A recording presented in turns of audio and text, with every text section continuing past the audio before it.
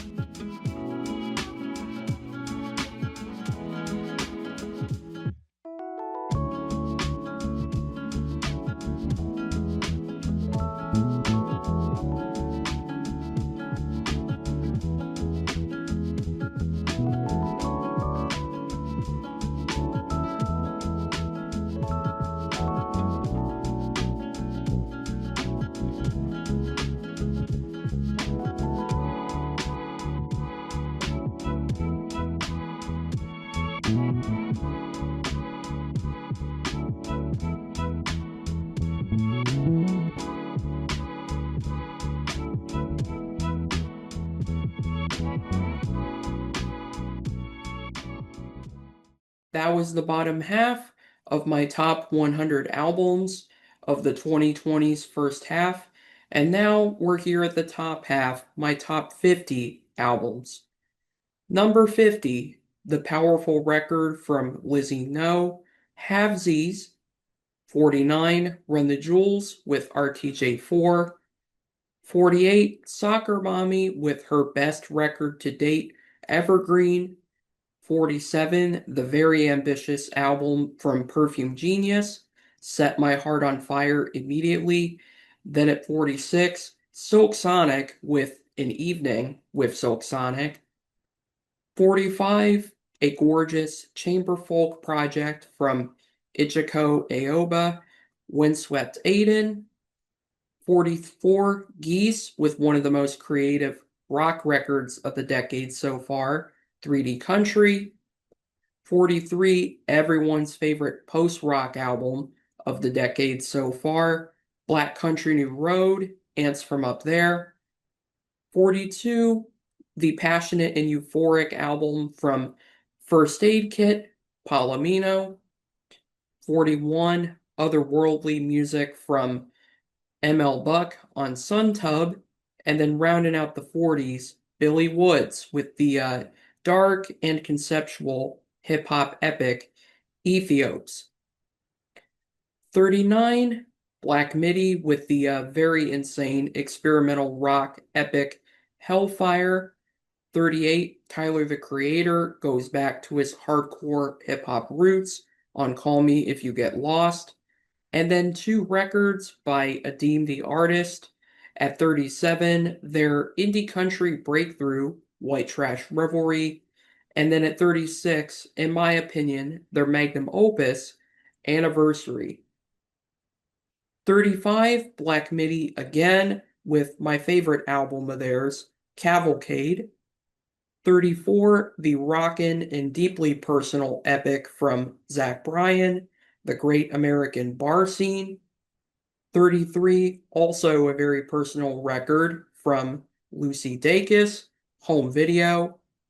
32, Billy Woods again with Kenny Siegel, by far his most straightforward hip hop project to date, Maps.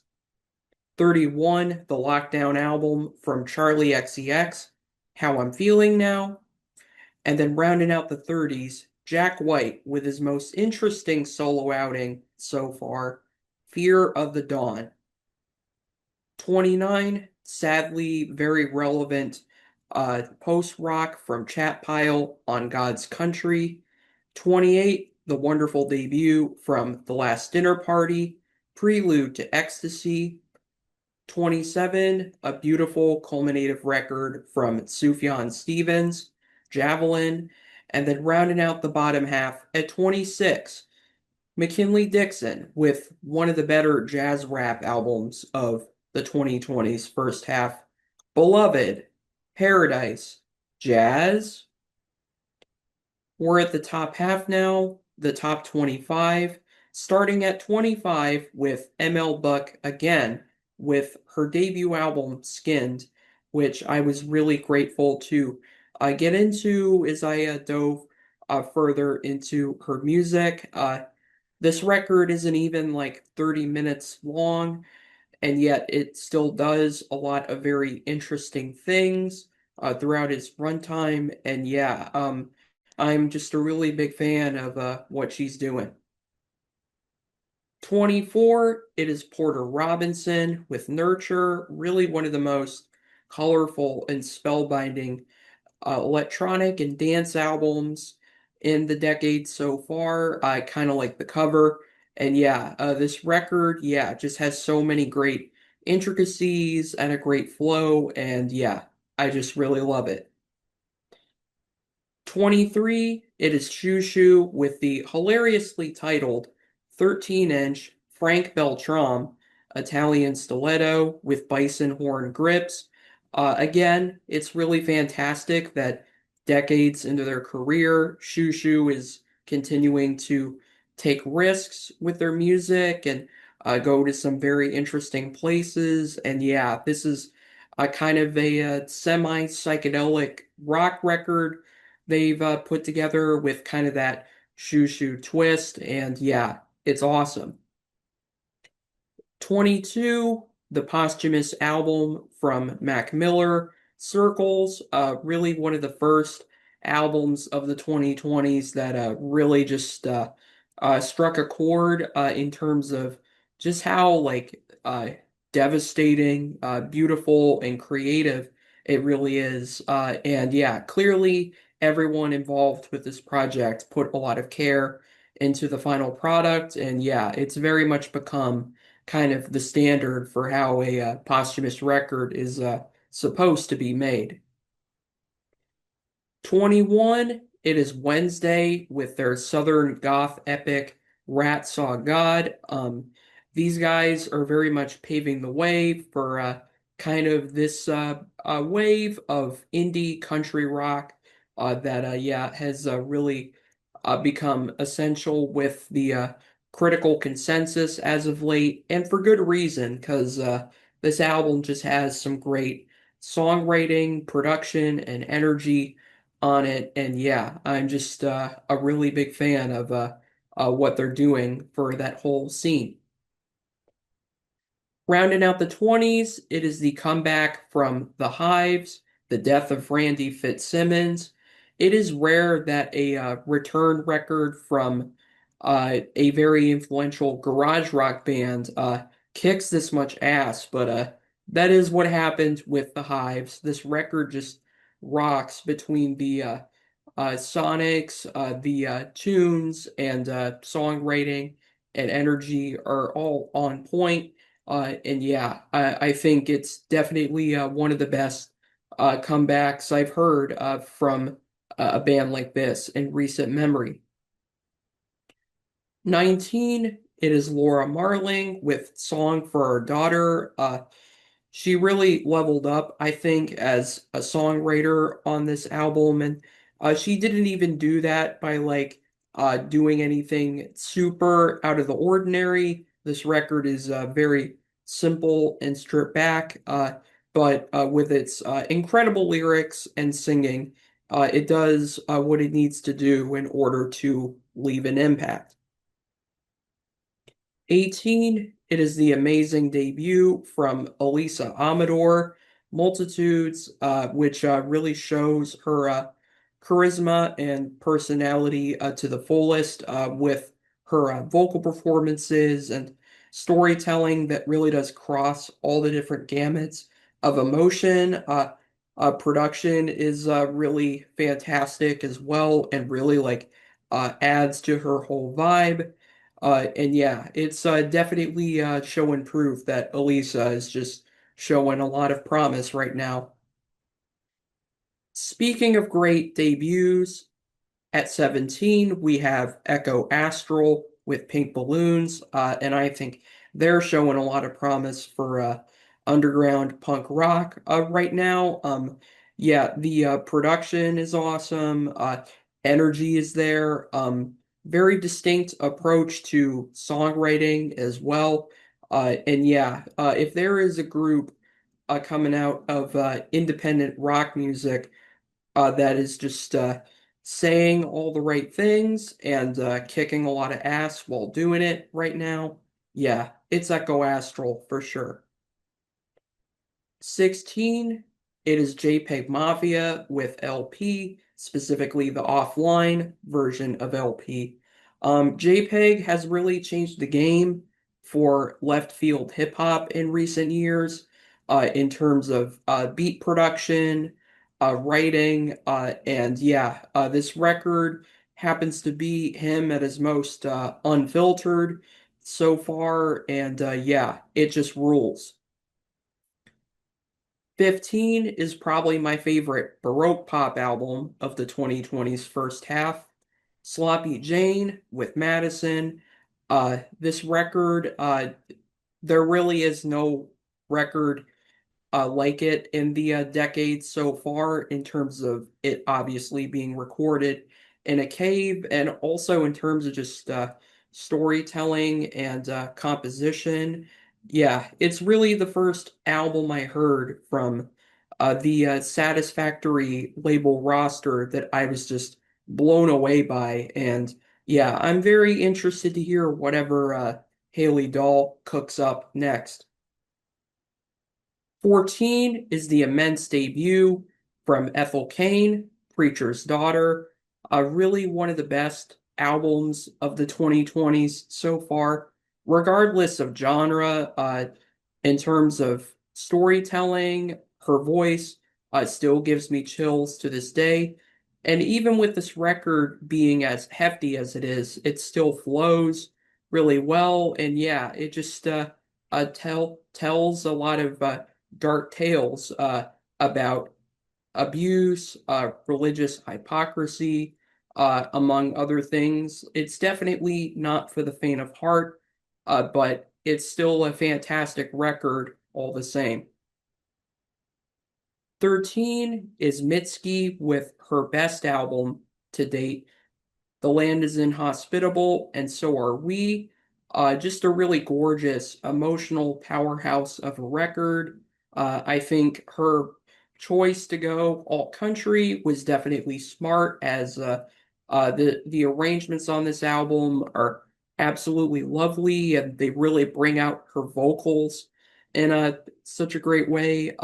And yeah, it's I think she always had the potential to make an album like this. And yeah, 2023, she made it happen.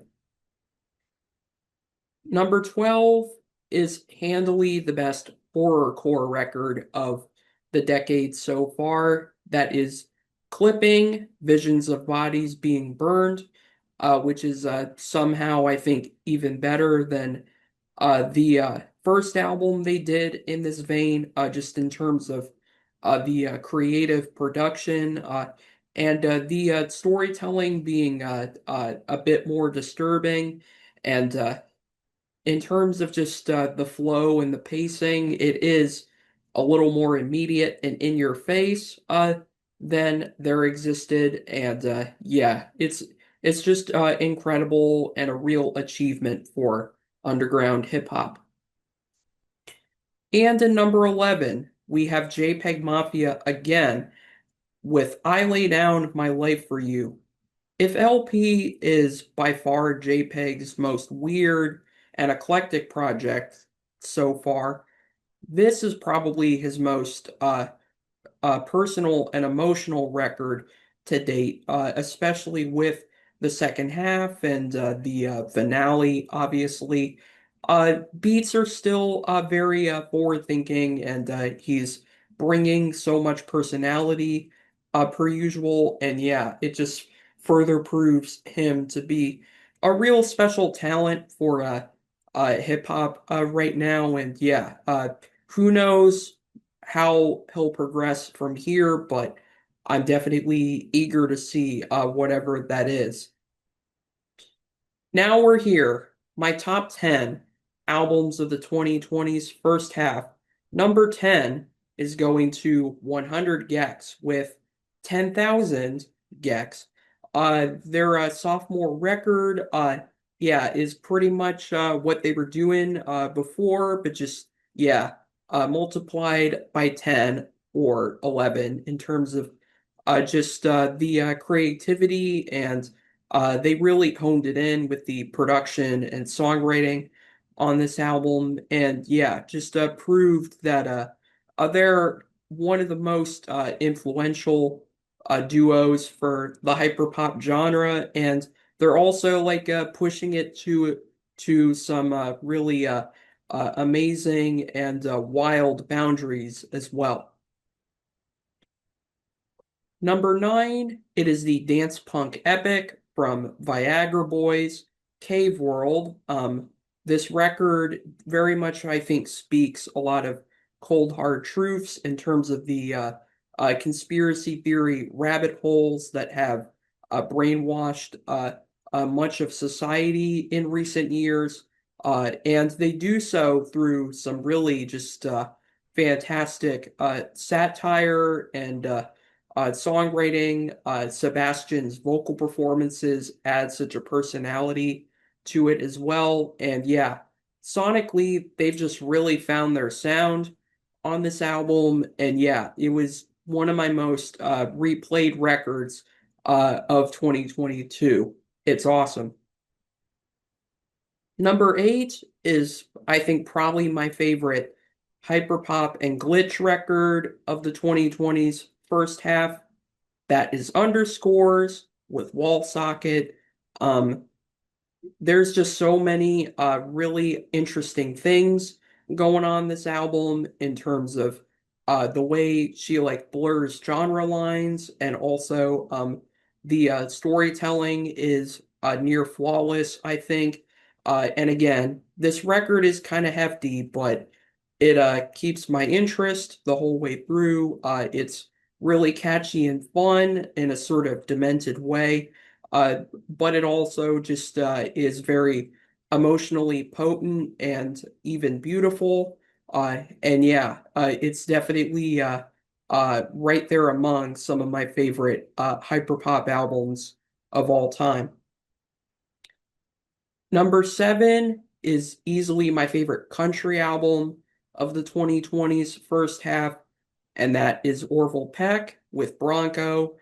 Uh, as a vocalist, he just has so much personality, and this record just sonically sounds very lush, and it does sound very expensive, but I think it really just uh, does Orville so many favors, and the songwriting and the emotions are definitely very powerful, and yeah, this is very much Orville Peck expanding beyond his indie cred with an album that is very cinematic, and yeah, it definitely it even kind of transcends the idea of what a country album in this day and age could be.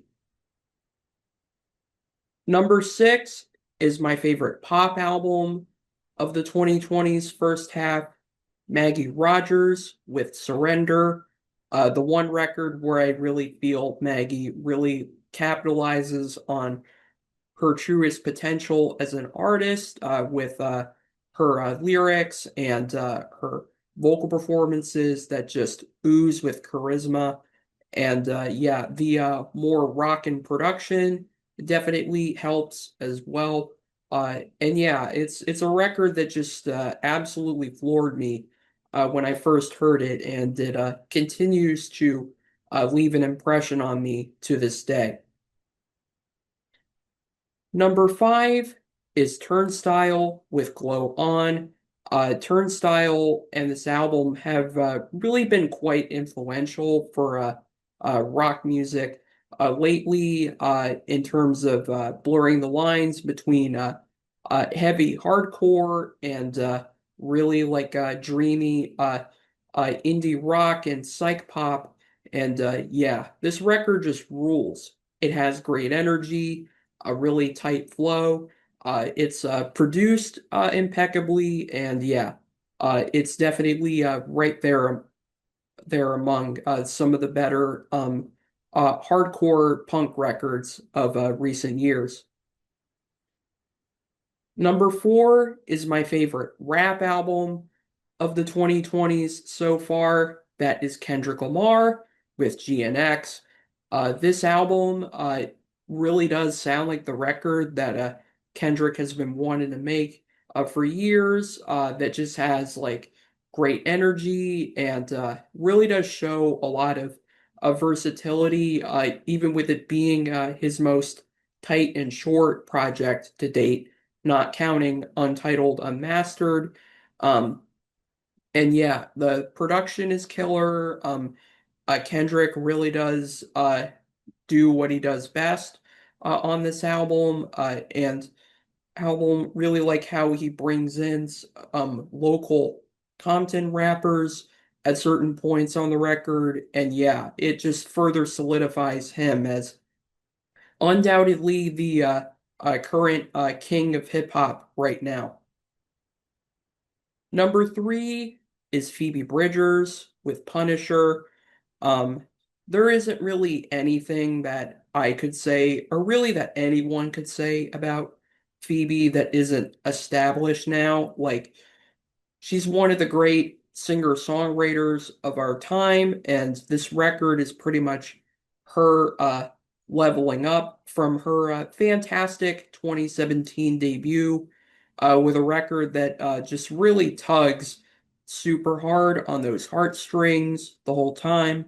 And yeah, is just really beautiful and moody. And yeah, she's very much become the most influential indie artist of this current age of music. Number two is my favorite rock record of the entire first half of the decade. That is Mannequin Pussy with I Got Heaven. This record got me through, and I think other people through as well, the dumpster fire year of 2024. Yeah, it's easily their best record in terms of just the production, songwriting, emotions and messaging. And yeah, they always had the potential to make a record this impeccable. And yeah, they very much made it happen with this album. And yeah, there's really nothing I could say about it now that I haven't already said before, which can also be said about my number one album of the 2020s first half, which is, of course, Boy Genius with the record. Um, as I was putting together this list, I did not have a single doubt in my mind that this was going to be number one, regardless of where I ranked all my other records, which, yeah, I love every album in my top 100 of the decade first half, but this record just really cemented, I think, Phoebe and also Julian Baker and Lucy Dacus as some of the best songwriters of this generation. And yeah, there's nothing that I could say about Boy Genius and this album that I haven't already said before in some format. And yeah, the legacy that they've shown for indie music just cannot be understated. And with this record, they do so through just some really great songs and really great production. And they always come through with a lot of very interesting ideas with their storytelling and their vocals and how they just put every one of these songs together. And I think it's great that its members are continuing to do really great things creatively and also just in terms of where they're at in their careers. And again, there was definitely no question that this was going to be like, at the very top of this list for albums in the first half of the 2020s. There you have it. Those are my top 100 albums of the 2020s first half. Hope you all enjoyed this video and got some good recommendations out of this as well. This decade so far has just been fantastic in terms of the music that we've got so far. And yeah, I'm very excited to hear whatever we get in the second half of the 2020s. This is Joshua Kirk signing off.